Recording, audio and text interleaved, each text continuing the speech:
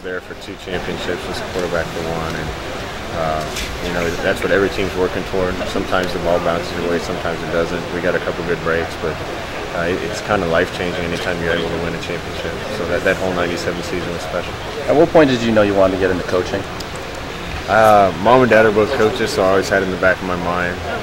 But I didn't really plan on coaching until I got to Tampa. Was the last place I played in the NFL, and Mike Tomlin and Raheem Morris kind of talked me into coaching, and Raheem gave me my first coaching job. They obviously still highly regard you, and your name's been brought up a lot recently at Nebraska. I know you're obviously happy where you are, but is there a part of you that's ever thought about being back in Nebraska in a coaching role? Well, Nebraska's home. Right now Oregon's home, but Nebraska will always be home to me. But like I said, that game's 3 years down the road. I might be coaching at St. Louis High School in Honolulu by then. What does it say about both programs that this is a pretty big deal? Yeah, I think both programs have a great tradition. Obviously, a lot of Oregon's tradition is newer. Nebraska's got a lot of great tradition going back, but it's 2 top programs in the country, and I'm sure nothing will change between now and then. It'll be a great matchup. What would you first think of when you first heard the news? Was it oh boy or oh no?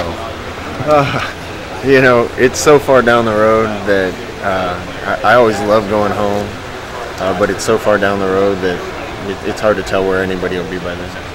How hard will it be for Austin to keep the red out? They seem to infiltrate everywhere they play. Nebraska travels well. They got a passionate fan base, so I'm sure that game out here, there'll be a lot of Nebraska fans here, and we'll have to show them something special. Coach, maybe the most impressive aspect of this team this year might be the fact that Mariota has 0 turnovers in 6 games. As a former quarterback, how impressed are you with that? And what allows him to be that type of protective quarterback? You have to make great decisions not to turn the ball over, and then you have to be really accurate with your throws and real careful with the ball. And you can be careful and not turn the ball over, but then you're not productive either. So the combination of productivity and his ability to take care of the ball has been impressive. What about his mental makeup to not force things, to always take what's there, to go to the next read, to not do what quarterbacks eventually do? I mean, people throw interceptions, but he's not. We talk about that a lot in the quarterback room. When you get a play call, the tendency is to try to make a play work, and sometimes there's a deep ball downfield or something that when you get the play call, you're anxious to take it. Marcus is great at taking something underneath or taking the easy throw or running if he has to and not forcing anything. So we'll try to keep emphasizing that and hope that it doesn't happen. Is it still a dream of yours to be a head coach somewhere down the road? Obviously, you're early in your coaching career still. I try not to look forward, honestly. Our lives are short. We shouldn't even plan what's going to go on tomorrow. Our focus around here is today, and I don't want to look past tomorrow's practice, honestly. Scott, did you see the great quote by Coach Aliotti about you having the keys to this really fast car? Did you see that on Saturday? Somebody told me I was driving a really fast car. I don't feel like I'm driving. I feel like I'm the little GPS system for Marcus.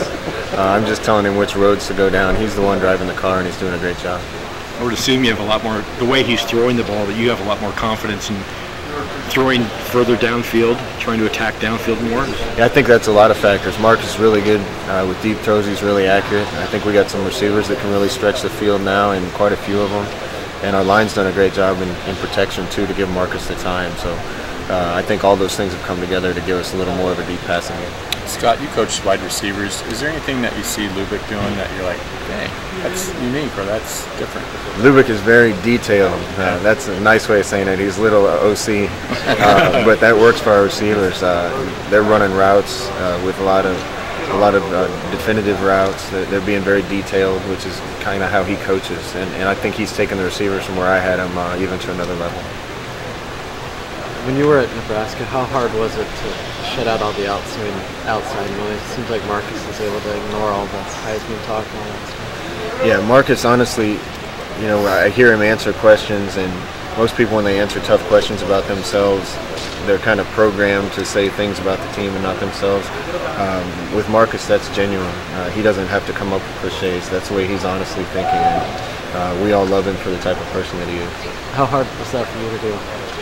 At the University of Nebraska, I think it's even a little harder than here. You're in such a fishbowl there, and there's not one person in the entire state that doesn't care about football. So I've been down that road, and Marcus is going through it now, but he's doing as good a job as he can do it and focus on what's important.